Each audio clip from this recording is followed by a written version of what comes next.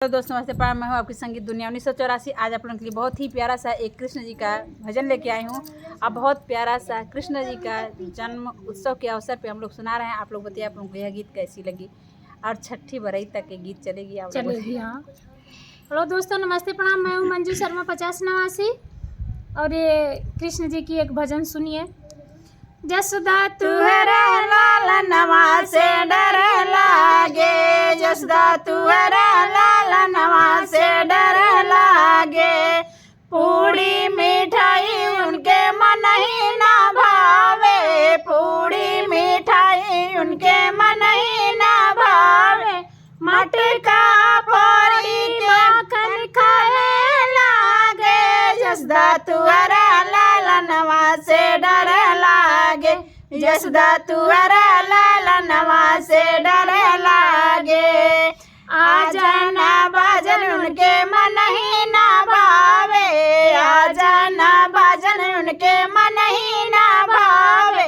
बसवा की बंसी बजन लागे, गौरा तुहरे लाल नवा से डर लागे, जसोदा तुहरा लाल नवा से डर लागे।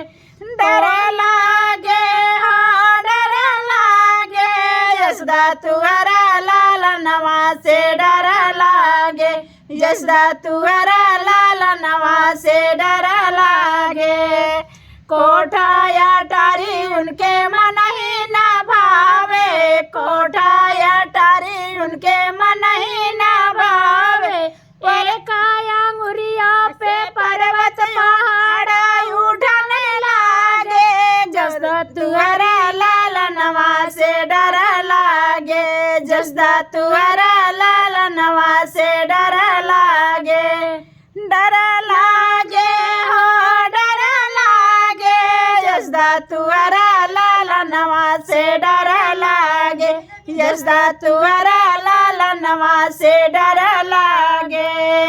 चंदन टीका उनके मन ही ना भावे, चंदन टीका उनके मन ही ना भावे। मोरवा के पंखी सजन लागे, जसोदा तुहरा लाल नवा से डर लागे, जसोदा तुहरा लाल नवा से डर लागे।